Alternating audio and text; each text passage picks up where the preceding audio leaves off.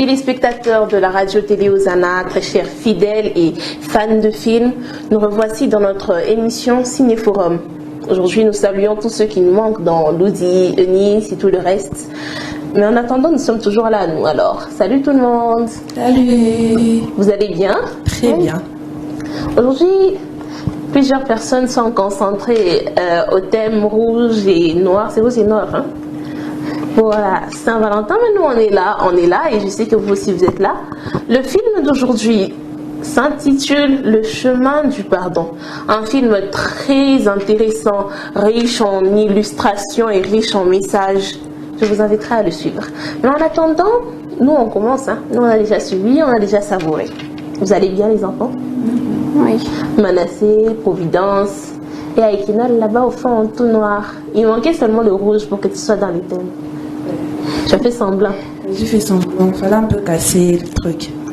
D'accord. Dans le film d'aujourd'hui, il y a notre acteur principal, Mac. Les quelques personnes qui entrent en jeu dans Dieu le Père, Dieu le Fils, Dieu le Saint-Esprit. Sa petite fille, elle s'appelle Missy, c'est ça, non? Oui. Tout commence dans l'enfance de Mac. On remarque que son père c'est pas vraiment un bon père. Déjà, c'est un ivrogne, et puis il est brutal.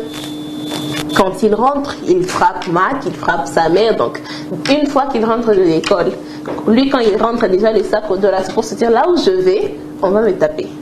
Mais dites-moi, une enfance pareille, est-ce qu'elle peut troubler la foi?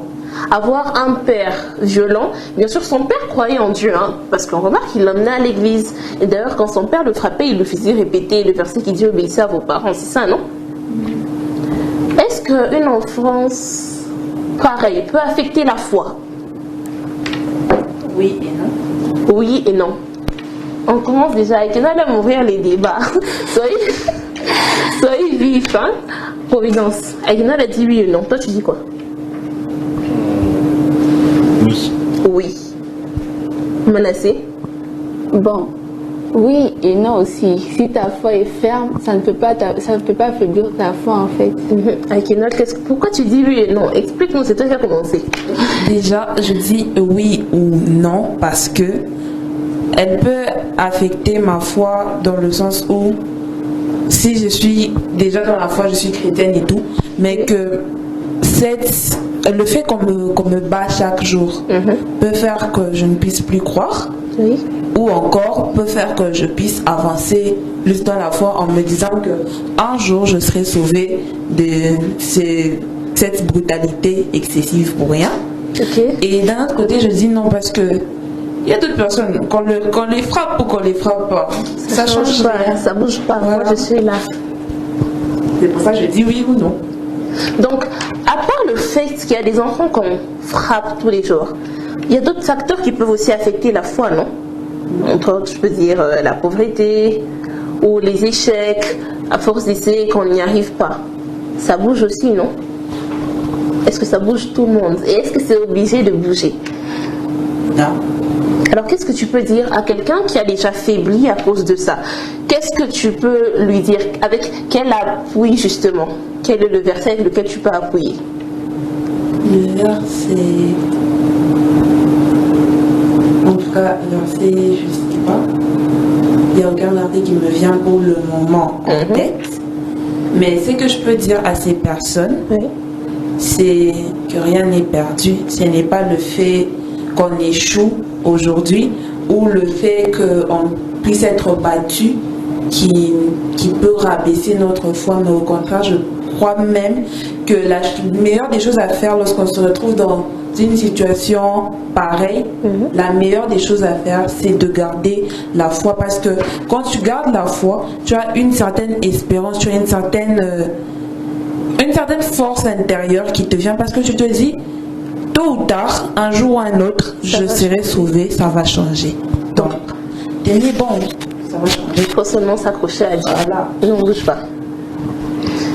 Maintenant que vous avez estimé que c'est pas tout le monde qui doit changer à cause d'un certain vécu, d'ailleurs moi j'appuie cette hypothèse parce que quoi qu'il arrive, Dieu reste Dieu. Le meilleur des conseils, c'est de s'accrocher à Dieu. Quelle que soit la situation à la maison, peut-être que papa te tape tous les jours, que maman même elle n'est pas chrétienne, qu'il y a des choses qui arrivent, mais la meilleure des choses à faire, c'est de s'accrocher à Dieu, parce qu'il est le seul qui a la solution.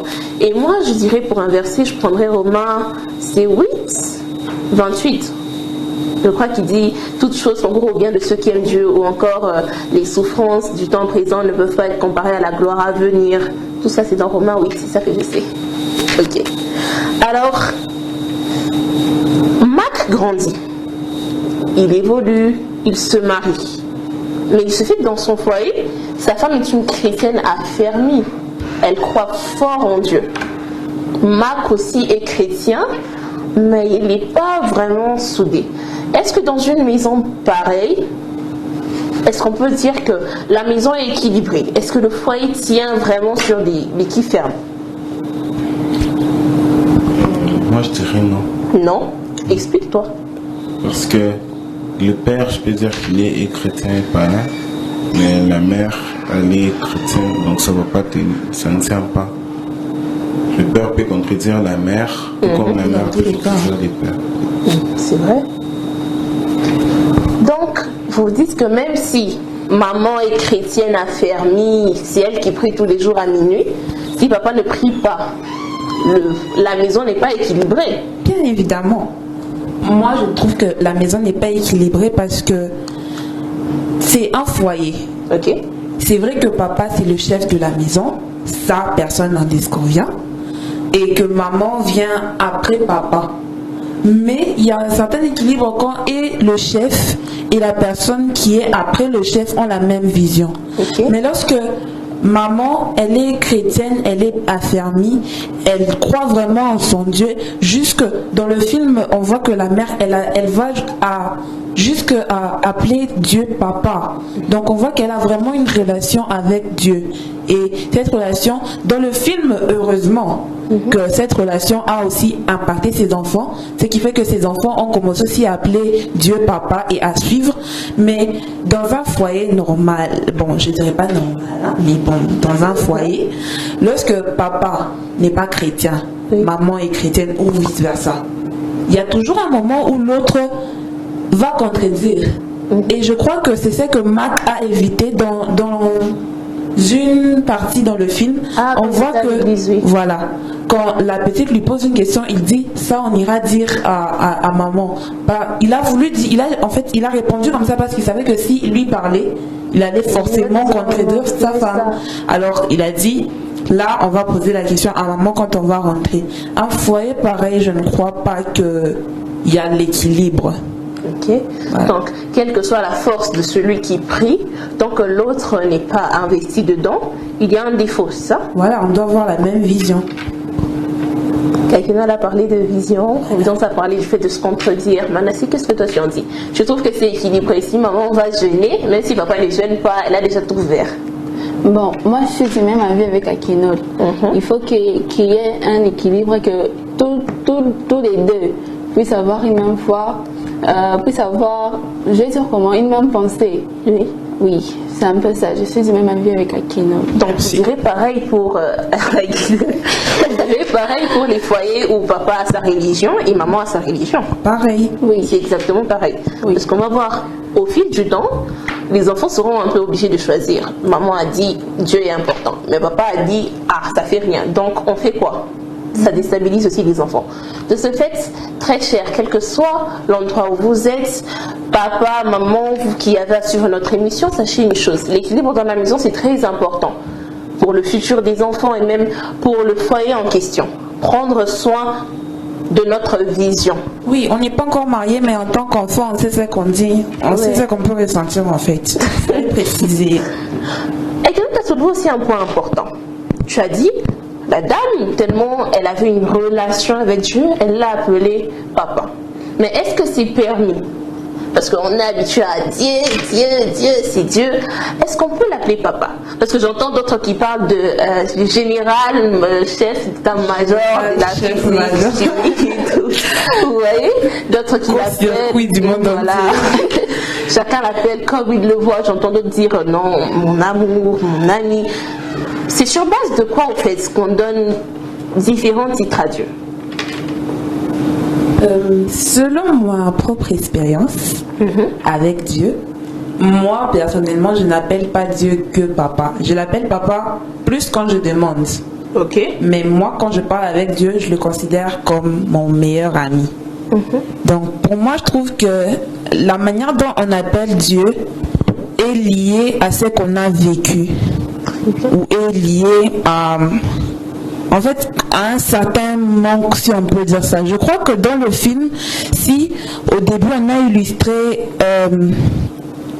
Dieu comme étant la mère, enfin une maman, c'est parce que moi, de mon point de vue, je trouve que Mac avait besoin d'une maman en grandissant. Oui, il y avait sa mère, mais quand on regarde bien le film, et la mère et le fils subissaient la même chose. Et Mac n'a pas empoisonné son père juste pour se défendre lui, mais c'était pour aussi défendre sa maman. Ça veut dire qu'en grandissant, il ne voyait plus sa maman vraiment comme maman, mais il la voyait maintenant comme quelqu'un à protéger, un être faible à protéger. Donc il n'a pas eu tout l'amour ou je ne sais pas moi, tout ce qu'une mère peut donner.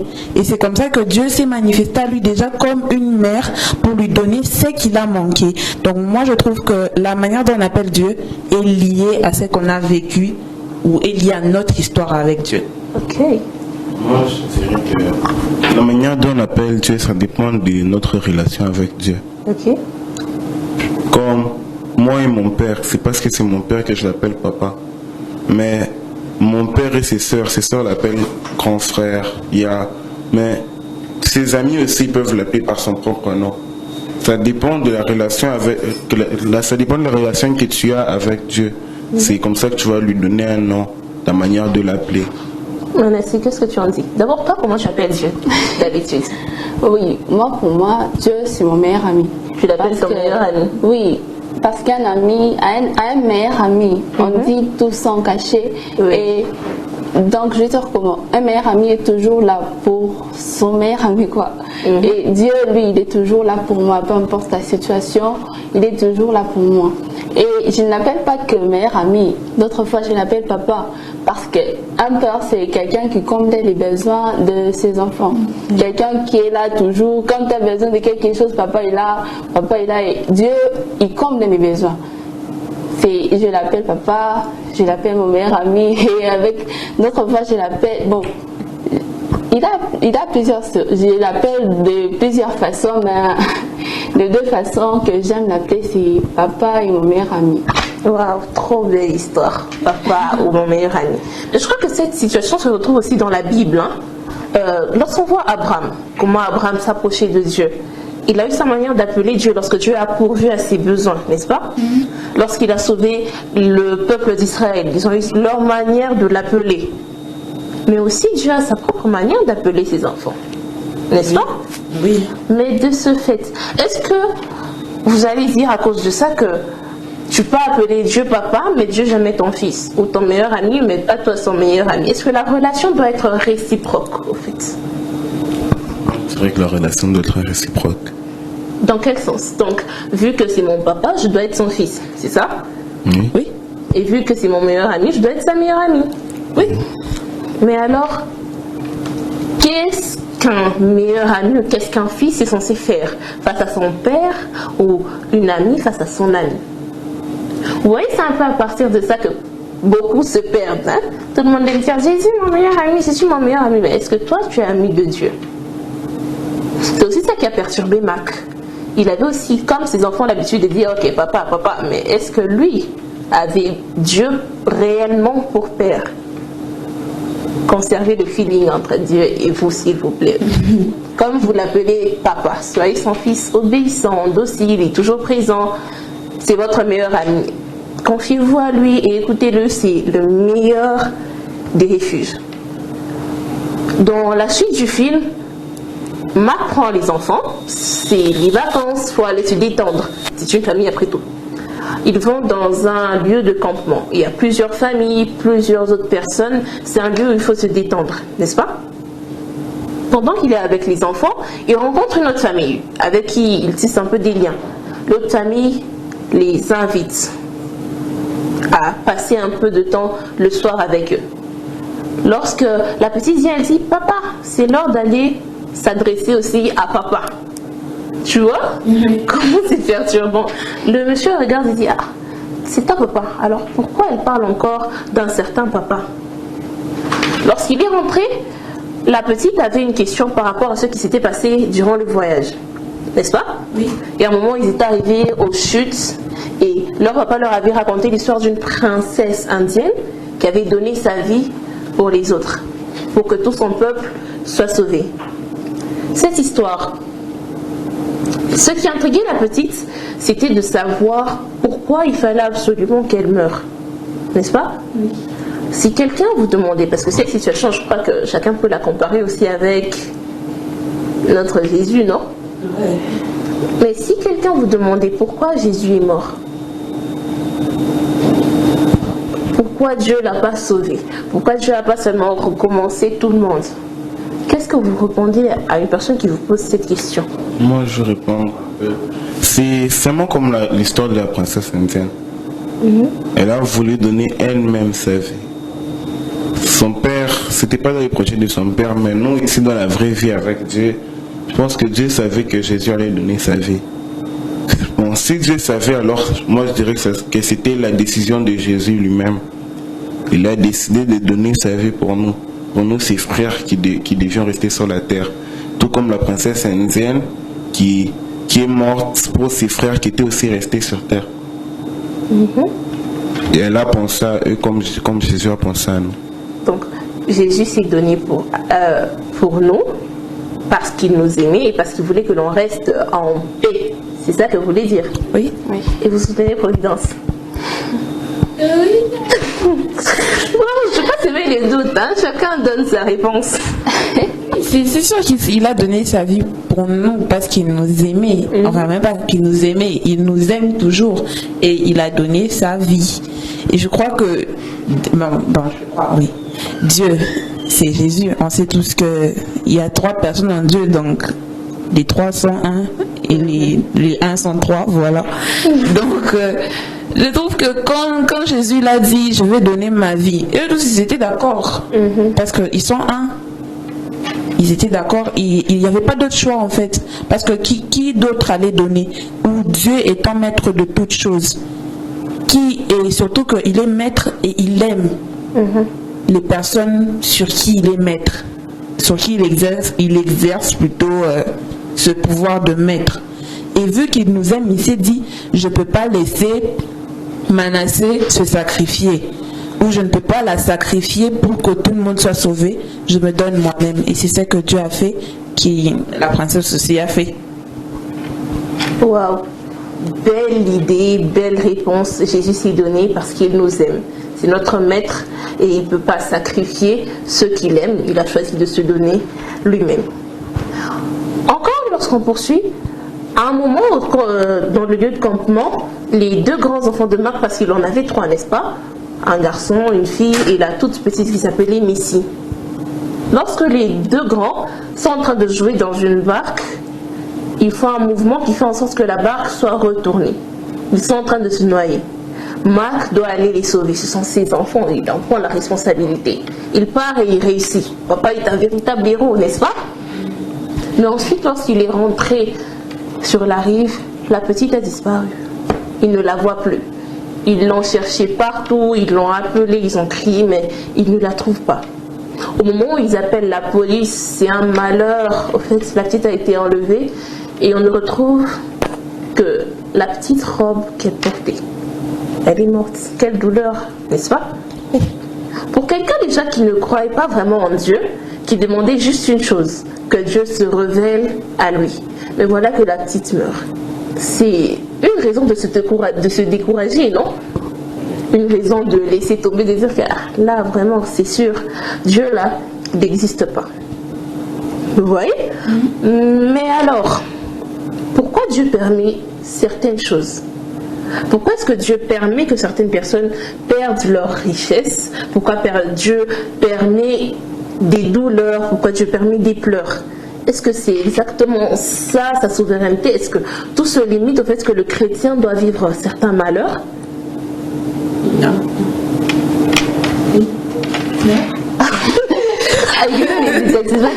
Oui, non, elle est pour ni oui ni non. Est-ce que la puissance de Dieu est dans la douleur que nous on ressent? Elle est au-delà de la douleur que nous on ressent. Aguena vient d'instaurer un paradoxe. Je dois m'expliquer, c'est ça. Explique-toi.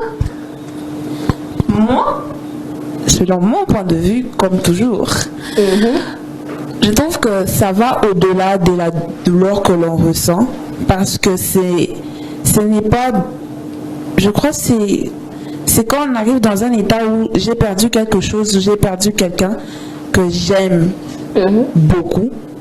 Quand là sous le coup, j'ai très mal, je pleure, je peux faire n'importe quoi parce que j'ai mal.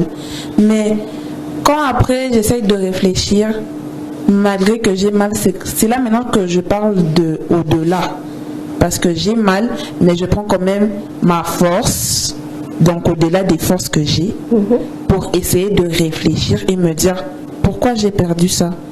Qu'est-ce que je veux apprendre? En fait, c'est la question que tout le monde doit apprendre à se poser. Malgré la douleur, tu te tiens à un moment et tu te dis, attends, mais pourquoi j'ai perdu ça?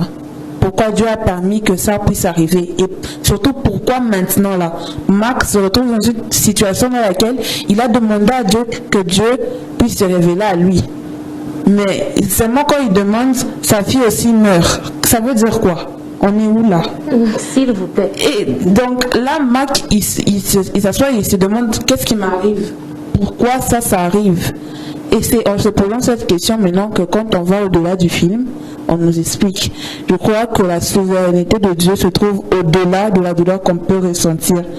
On doit apprendre à surmonter la douleur et se poser la question, qu'est-ce qu'il y a derrière cette douleur? C'est là qu'il vient le au-delà. Donc je voudrais dire que Dieu parle au travers les douleurs. Oui. Moi, je dirais pour certaines personnes. Pour certaines personnes. Oui, c'est vrai. Il y a d'autres. La douleur, c'est d'abord la correction. Donc, vous voulez aussi... Manassé, on t'attend aussi. Providence dit que c'est juste pour certaines personnes. Donc, Aïkina aussi dit que la souveraineté de Dieu, la puissance de Dieu va au-delà de la douleur qu'on ressent. Donc, autrement dit, à travers tout ce qui arrive, Dieu parle. Manassé, qu'est-ce que toi tu en dis? Bon, ce que je sais, c'est que rien ne s'est fait sur cette terre sans que Dieu n'en soit l'auteur. Ok. Et bon, Dieu nous aime comme on sait déjà qu'il nous aime. Il ne peut pas permettre qu'un truc de mal nous arrive sans une bonne cause. Okay. Comme tu l'as dit bien avec le verset là de Romains 8, toute chose contribue au bien de ceux qui aiment Dieu. Donc, peu importe ce que je vis, peu importe tout ce qui arrive, c'est Dieu qui fait ça pour mon bien. Et dans le futur, bien sûr, on va comprendre pourquoi Dieu a fait ça. C'est un peu ça.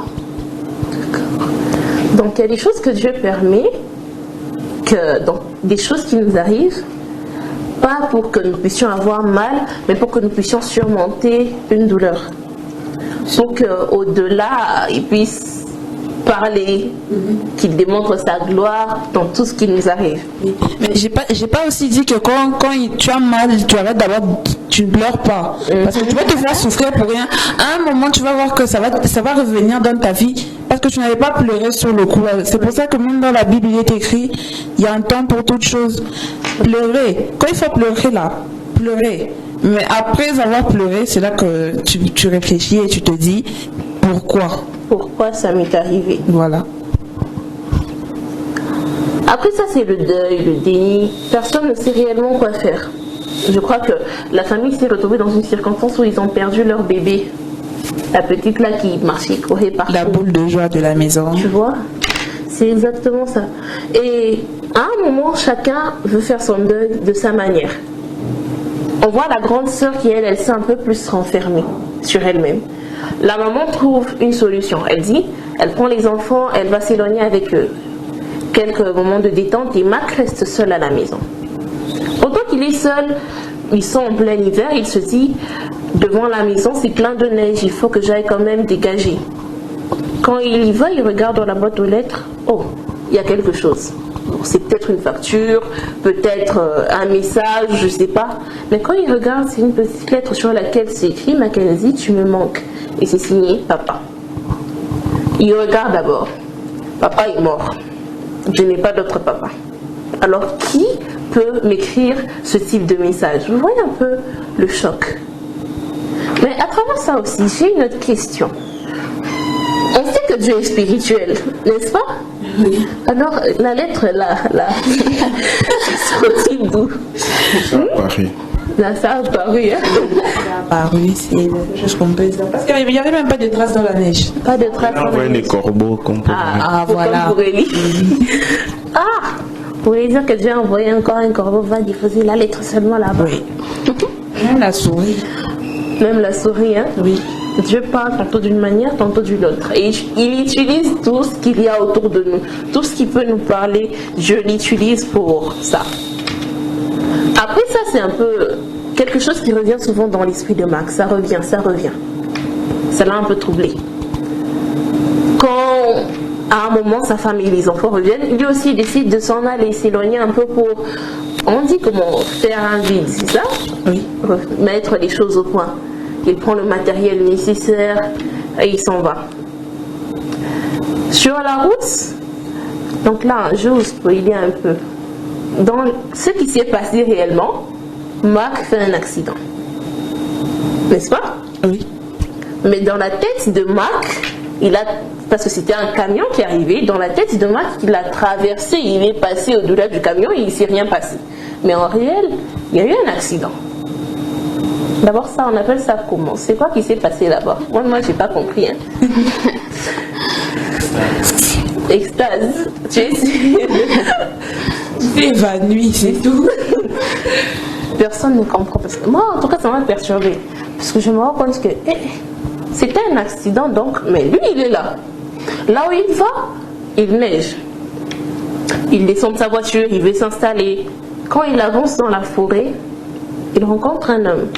Il le suit, il se dit sûrement dans son cœur, c'est les tueurs là. C'est lui qui a pris ma fille. Donc là où je vais, j'avance un peu, je le suis. Là où je vais l'attraper, je l'aurai. Il avance, à un moment, il se cache derrière un arbre. On ne va pas le voir. Celui, c'est Jet Li. Et puis tu vois l'homme qui l'appelle, il lui dit, Mac, je t'attendais. Moi, je vous dis vrai, quand je suis le film, je me suis dit, on a tué Mac aussi. C'est fini. Je me suis dit, c'est les tueurs. On a aussi attrapé Mac. L'homme se tourne et lui dit, Mac, suis-moi. Mac le suit. Ils avancent. C'est dans la forêt, hein, il neige. Mais ils arrivent à un moment, il n'y a plus la neige. Paf, c'est le printemps. Et ce film est tellement riche en illustrations, tellement riche en scènes que, après ça, je me suis dit, ça là, il faut que je puisse suivre et suivre pour tout tirer tout ce qu'il faut.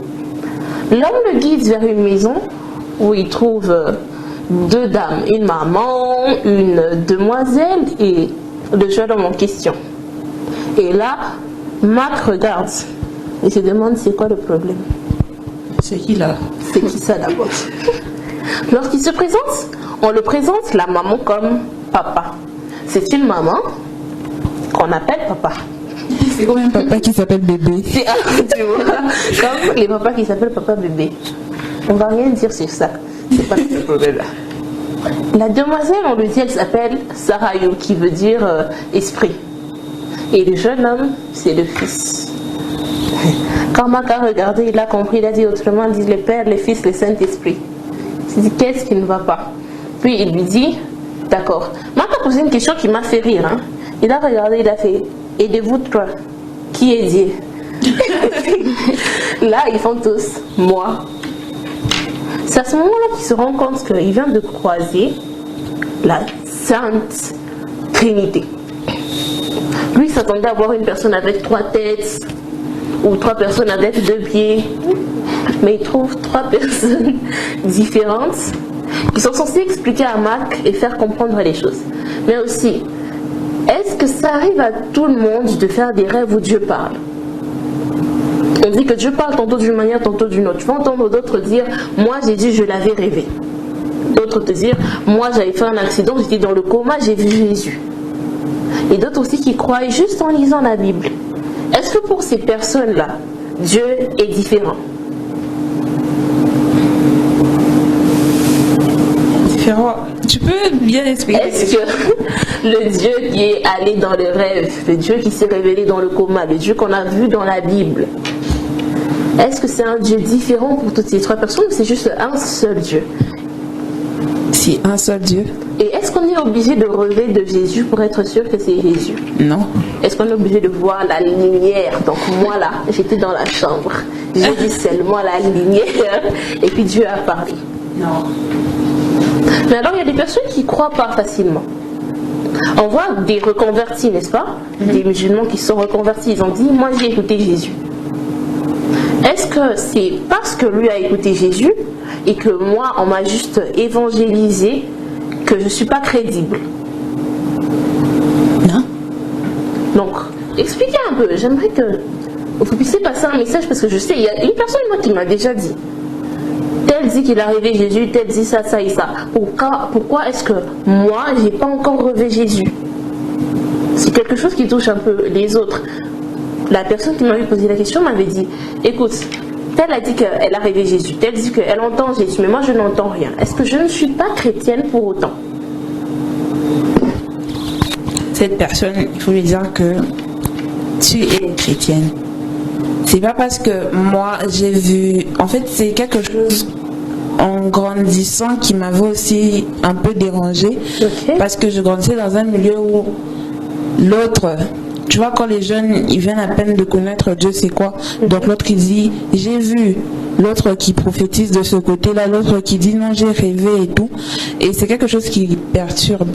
Mais à toi, à qui cette question est adressée enfin, c'est passé par know-how pour qu'on puisse te répondre, j'aimerais te dire qu'il n'y a aucune différence en fait. Dieu, il parle tantôt d'une manière, tantôt d'une autre, et il se révèle à chacun d'une certaine manière. C'est pas parce que celle qui est à côté de toi a fait un rêve où elle a vu Jésus que toi tu n'as pas fait, ça veut dire que Jésus ne te connaît pas ou qu'il ne te parle pas. Il te parle. Il peut se révéler à Manassé, elle est en train de parler comme ça. J'avais une question par exemple qui me tracassait et je demandais l'aide de Dieu. Mais en parlant avec Manassé, elle dit un mot, juste un mot, et ça répond à ma question. Et automatiquement, ça ne veut pas dire que Manassé a répondu à ma question. Oui, Manassé a répondu, mais je dirais que Dieu est passé au travers de Manassé pour me parler. Donc tu dois te dire que tu ne faut pas attendre que Dieu puisse te parler, je ne sais pas, avec une grosse voix. Où tu vois la lune changer de couleur, elle devient bleue. Non, ce n'est pas ça. C'est pas ça. Parce que il y a des jeunes aussi qui disent, pour se marier, j'attends que Dieu me parle. Il va te parler de... Tu attends quel signe? C'est ça que j'aimerais d'abord savoir. Qu'il vienne te dire, oui, c'est elle. Ou je ne sais pas, que la fille, les ailes poussent. Non, ça ne va pas marcher comme ça en fait. Dieu parle tantôt d'une manière, tantôt d'une autre. C'est à nous d'être disposés à l'écouter. C'est à nous de se dire... Là, je m'attends à Dieu, je dois être disposé lorsque quelqu'un me parle, que je sache détecter si c'est Dieu. Quand je fais un rêve, que je sache détecter si c'est Dieu. Et non, je sais pas, l'ange. L'ange Gabriel, c'était seulement pour Marie, ça sera pas pour toi. C'est déjà terminé. Attends. C'est pas parce que tu n'as pas rêvé Jésus, parce que tu n'as pas vu l'ange Gabriel, que tu ne connais pas Dieu. N'est-ce pas que le prophète Élie avait cherché à entendre Dieu dans un vent violent, à travers des tonnerres, mais Dieu s'était révélé, on dit dans la Bible, dans un vent tout doux. Tu avais parlé avec douceur. Parfois on cherche Dieu dans tout ce qui est très très fort. Donc toi, quand la foudre frappe, tu regardes, tu te dis là, c'est Dieu qui a dit. Alors que Dieu peut te révéler des choses seulement à travers même un bébé qui te dit juste une phrase, et c'est Dieu qui a parlé. Soyons attentifs les enfants, on est chrétiens. Lorsque Mac se retrouve avec Dieu, c'est le matin, parce que là le soir on lui a dit dors et puis réveille-toi, on va tout expliquer. Il est allé au lit, il se réveille. Il voit Dieu est là, il profite, il se dit today, il va sentir. Il s'assoit à côté de Dieu et il se met à parler. Il dit tout ce qu'il ressent, tout ce qu'il ressent. Dieu est là à la colère, hein. Mais lui, il a parlé. Et tout ce qu'il avait à dire là, il a dit. On sait que si c'était ma maman à côté, on va me gifler. Mais lui, il a tout dit. Comment expliqueriez-vous que Marc soit en colère contre Dieu? Après tout, Dieu est Dieu. Est-ce qu'on a le droit de se mettre en colère contre lui?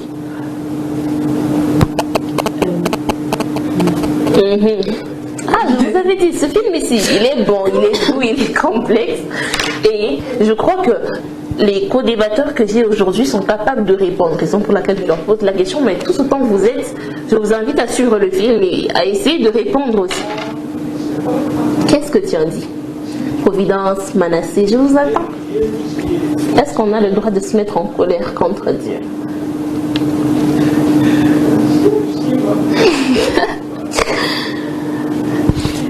Cette question, je ne sais pas, mais je dirais oui. Parce que la colère aussi, par là, je crois que Dieu peut aussi nous parler par la colère qu'on peut ressentir contre lui. Parce que comme Marc était en colère, Dieu a répondu. On voit bien je crois il a, bon, Dieu, maman Dieu, Dieu a pleuré à un moment, je crois. Oui. Voilà, elle se sentait mal, mais ça ne veut pas dire que Dieu a baissé les bras. Il savait que son fils est en colère, il faut maintenant régler. Et c'est en réglant maintenant que l'enfant est rentré. Ouais. J'avais une amie qui me disait: j'aime les gens qui se fâchent contre Dieu. Ce jour-là, je l'ai regardé, j'ai fait Nani. Elle m'a dit parce qu'on ne peut pas se fâcher contre quelqu'un qu'on ne connaît pas. Je ne veux pas juste voir quelqu'un que je ne connais pas et dire elle m'a énervé. Non. On se fâche contre Dieu lorsqu'on le connaît. Je dirais que les enfants de Dieu ont le droit de ressentir une colère. Mais aussi, c'est pas pour autant qu'il faut dire je ne parle plus à Dieu. C'est vrai qu'il y en a qui ont arrêté, qui ont essayé de couper les ponts avec Dieu. Mais à chaque fois, Dieu est là. Dans le film, on le voit comment? Marc, après avoir posé toutes ces questions à Dieu, après avoir déversé sa colère, il lui dit moi je pars. Et on lui dit vas-y. Est-ce que tu vois un peu, tu es fâché, tu dis je pars et on te dit vas-y. Et pleurer. Mais en sortant, il croise l'esprit. Il lui dit Marc, viens, il faut que je te montre quelque chose. Lorsqu'ils y vont, il y a un jardin. Selon Marc, le jardin est beau. Mais l'esprit veut planter un arbre. Il a un petit arbuste qu'il veut planter, sauf qu'il n'y a pas de place. Marc lui dit faut enlever, il y a un peu de truc, faut juste enlever l'herbe. Et l'esprit qui lui dit ça, c'est pas mon rôle, c'est à toi. Elle lui dit ce cœur, enfin, cette forêt, ce jardin que tu vois, c'est ton cœur. Autrement dit, le cœur de Marc est selon lui, selon Marc, son cœur est beau. Mais selon l'esprit, c'est désordonné. C'est quoi? C'est comme quand tu ranges la maison, toi tu trouves ça beau et puis maman te dit c'est mal fait. C'est mal fait, recommence. Il y a douleur. À ce niveau-là, qu'est-ce que vous comprenez en fait? Pourquoi ils se contredisent?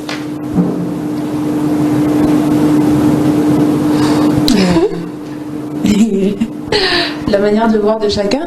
Voilà. Chacun voit selon ses yeux. Mais lorsqu'on est chrétien, est-ce qu'on devrait avoir une vision différente de celle du Saint-Esprit?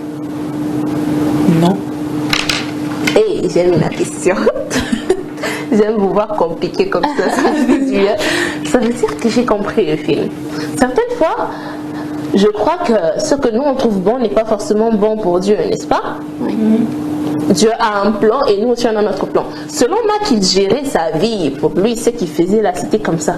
Mais ce n'était pas le plan de Dieu. Raison pour laquelle son cœur là, c'était un vrai désordre. Ça l'a troublé. Marc est parti. Là où il va encore, il rencontre Jésus. Jésus lui dit encore, Marc, viens. Finalement, Marc n'est pas parti, il n'a pas réussi. Là où Jésus l'a amené, il y a une barque. Jésus lui dit, prends la barque. Il prend la barque et il se retrouve au milieu de la mer. Sauf que l'eau entre en désordre et c'est une eau noire. Il voit sa mort dedans. Et là, Jésus lui dit, ne t'inquiète pas, ce n'est rien.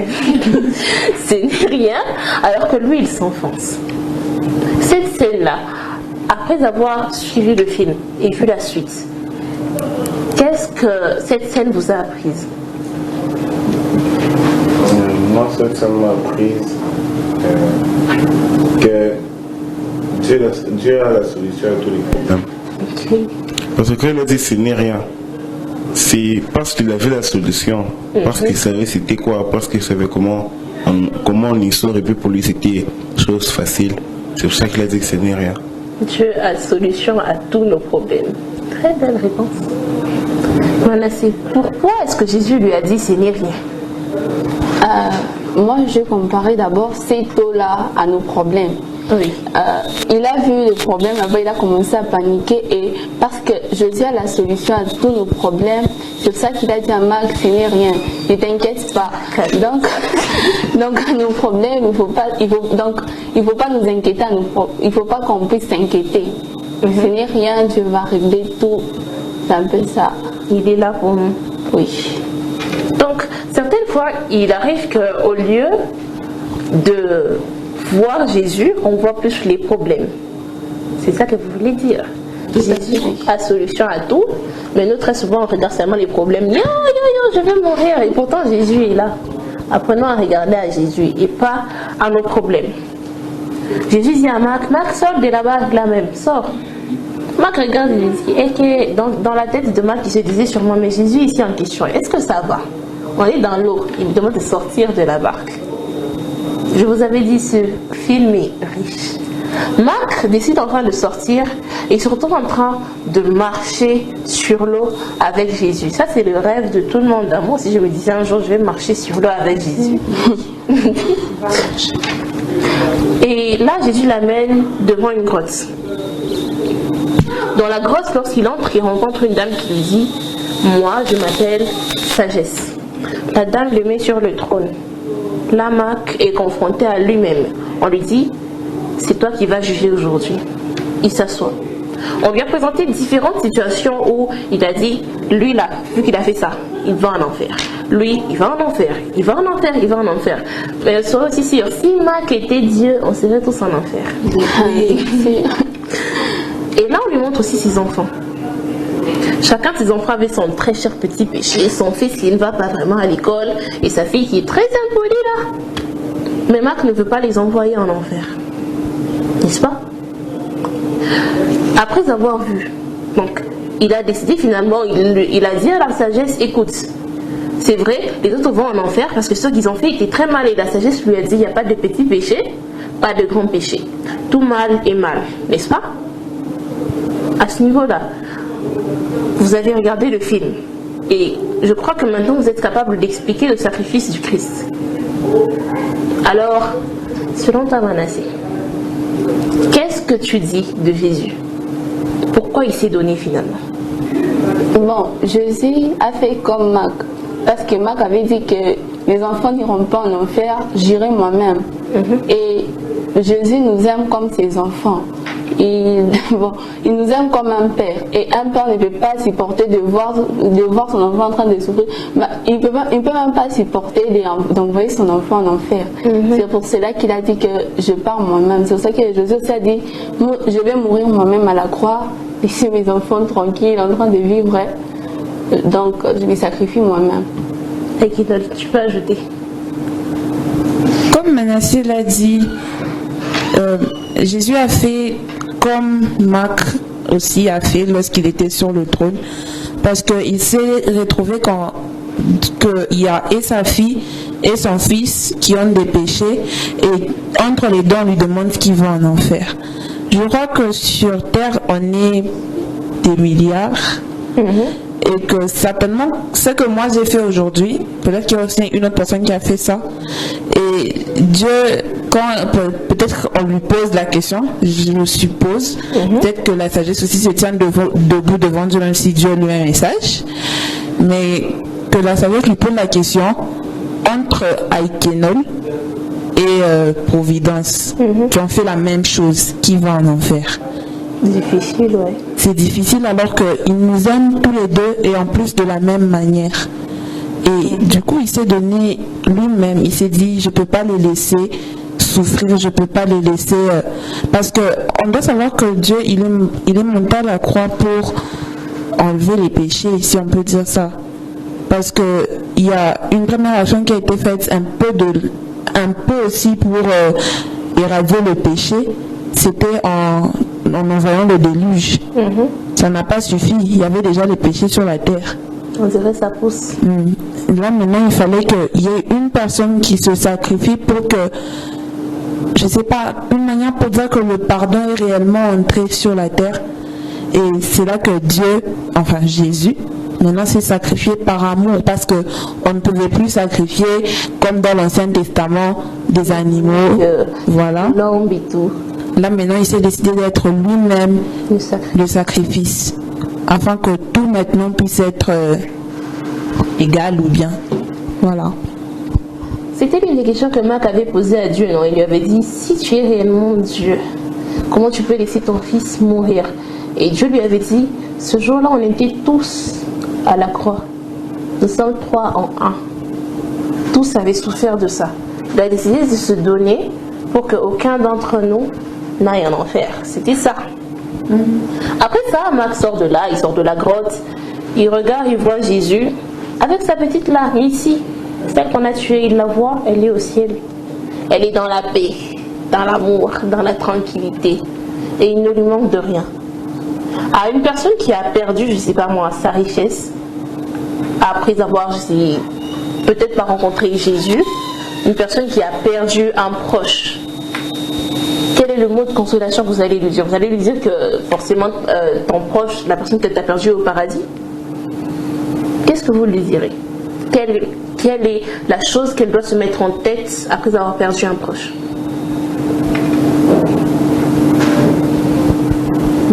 Que tout n'est pas fini, et que avant d'abord de parler de la personne qui est partie, j'aimerais d'abord lui dire à lui-même que tout n'est pas fini. Que ce n'est pas cette personne qui est partie qui détenait sa vie ou qui détenait sa réussite ou son succès, mais c'est à lui maintenant de gérer. En fait, ça me rappelle quelque chose qui s'est passé le matin, c'est pour ça que je souris. Donc, ce n'est pas la personne qui est partie qui avait ta vie. C'est toi-même qui as ta vie entre tes mains. Il y a des personnes, quand un proche meurt, ils se disent, oui, c'est papa, oui, c'est maman, c'est papa qui payait mon Minerval, c'est papa qui faisait tout. Mais quand il est parti, je crois que c'est le moment maintenant où tu dois te dire, je prends les choses en main, j'ai maintenant une responsabilité à assumer. Donc j'aimerais te dire que rien n'est fini. C'est plutôt un nouveau départ où tu dois être encore plus fort, où tu dois encore plus prendre sur toi-même. Et si je dois parler de la personne qui est partie, mets en tête qu'elle est maintenant dans un repos. Parce que sur terre, elle avait beau avoir de l'argent, des voitures, des maisons. Peut-être qu'on peut même dire que la personne ne manquait de rien, entre guillemets, mais il y avait toujours un truc qui manquait. Mais quand elle est partie, je crois que elle a tout laissé sur terre, cette personne. Et là où elle est dans la paix. Je ne vais pas d'abord parler d'enfer ou paradis, mais toi retiens d'abord que cette personne est en paix. Voilà. Waouh. Elle est en paix, elle est allée se reposer, mais dans notre temps, la vie continue. Lorsque Marc est rentré à la maison, il a appris plusieurs leçons ce jour-là. En tout cas, ce jour-là, c'était un jour qui l'a bouleversé. Il a appris plusieurs choses en une journée. Lorsqu'il rentre le soir, il trouve tout le monde apprêté. Ils lui disent, on t'emmène à un endroit important. Il va avec eux, c'est une plaine où il voit des petites lumières partout. Dieu lui a dit, je vais te montrer le monde tel que moi je le vois. Quand il a regardé, il n'y avait que des petites lumières. Je lui dis, moi je ne vois pas d'homme, je ne vois pas de femme, je ne vois pas de riche, je ne vois pas de pauvre. La seule chose qu'il voit, c'est elle comme étant une flamme de feu. Soit ce qui brille, soit ce qui s'éteint, soit ce qui n'est plus là. N'est-ce pas? Mais parmi les lumières, Marc voit une lumière rouge là qui s'avance. Il regarde, il s'est dit, la lumière ici vient d'où? Et vient faire quoi? Et là Dieu lui dit, Marc, avance, elle est là pour toi. Moi, perso, j'ai eu peur. Je me suis dit, lumière rouge pour Marc, Seigneur. Qu'est-ce qu'il ne va pas? Lorsqu'il a avancé, il regarde, c'est son père. C'est, je peux dire, si je peux me permettre, l'esprit de son père qui est là. Marc a l'occasion à ce moment-là, soit de se dire, mon père, il rentre, ou de regarder son père et de le pardonner. Mais là, Marc choisi de pardonner. Est-ce que c'est nécessaire de pardonner quelqu'un qui est déjà parti? Quelqu'un qui n'est plus au fait, qu'on avait peut-être même déjà oublié. Est-ce que c'est nécessaire de le pardonner? Oui. Pourquoi? Ça libère. Le pardon libère. Ça va me libérer de quoi la personne n'est plus là? Je sais ce que je dis parce que moi, j'ai eu juste dernièrement ici, je peux dire il y a un mois, j'étais fâchée contre une personne, déjà en 2025. Et il faut savoir que la personne là, ça faisait même une année que je ne lui ai pas parlé. On ne s'est pas séparés dans de mauvais termes. On s'est séparés en bons termes. Mais quoi ça? On va dire que lorsque l'on s'est séparés, tout était bon. Mais il y a eu un problème et ce problème n'a pas été directement lié à elle. Il y a eu une personne qui a fait qu'il y ait un problème entre moi et cette autre personne.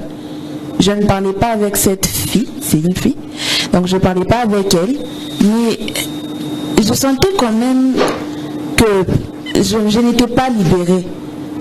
Mais après, j'ai commencé quand même à faire l'effort de la saluer malgré que j'avais mal.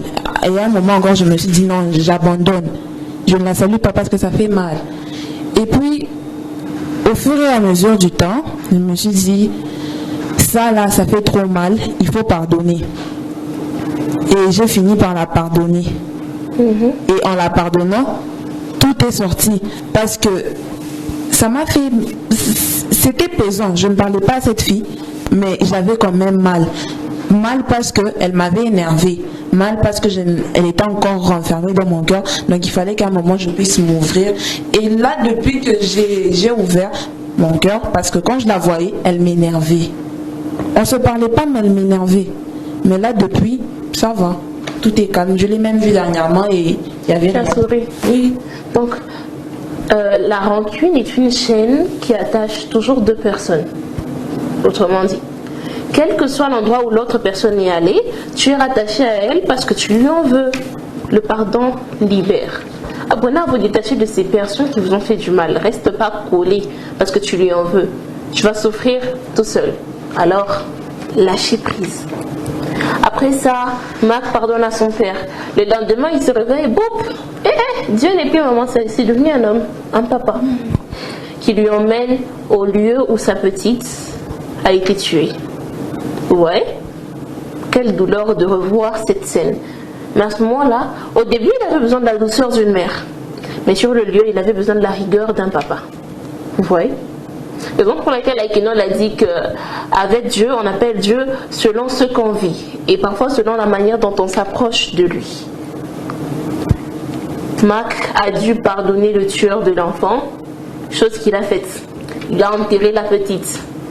Après ça, lorsqu'il sort, il voit le jardin que l'Esprit lui avait montré, son cœur, qui est renouvelé. C'est devenu un lieu propre, magnifique, des belles fleurs ont poussé, plus belles que ceux que Marc trouvait beaux auparavant. Après ça, Marc passe un bon moment, lui dit « Tu peux rentrer maintenant ». Lorsqu'il rentre chez lui, sur la route, là, il voit, je ne sais pas moi, une lumière ou un autre trac qui vient encore lui rentrer dedans et le rêve est fini. Quand il ouvre les yeux, il est à l'hôpital. C'est là qu'il comprend qu'au fait, il n'est jamais arrivé sur le lieu de campement. Il a fait un accident depuis. Le film est beau, il est bon, c'est un merveilleux film. Et j'aimerais que chacun donne juste une petite leçon, une toute petite phrase qu'il a retenue du film. Une seule. Une phrase du film ou une phrase que je peux tirer du film? Une phrase que tu peux tirer du film, une phrase du film. Moi, je pourrais tirer de ce film. Je pourrais dire à tout le monde qui se met en tête que le pardon est important. Ok, waouh. Manassé? Bon, que Dieu parle d'une façon ou d'une autre, il faut garder la foi. Malgré tout ce qu'on vit, il faut toujours garder la foi ferme. Puis après, il faut faire confiance en Dieu. Waouh. Aikenol? Garder une foi ferme et le pardon libère. Ce film est beau. Le chemin du pardon, il est disponible sur plusieurs plateformes. Et nous aussi, la radio-télé Hosanna, nous vous souhaitons déjà un merveilleux après-midi et nous sommes toujours disponibles. L'émission Cinéforum toujours pour vous, mes co-débatteurs, Aïkenol, Manassé, Providence, qui seront toujours là. Alors, merci de nous suivre et à la prochaine sur le même plateau. Bye bye. Bye.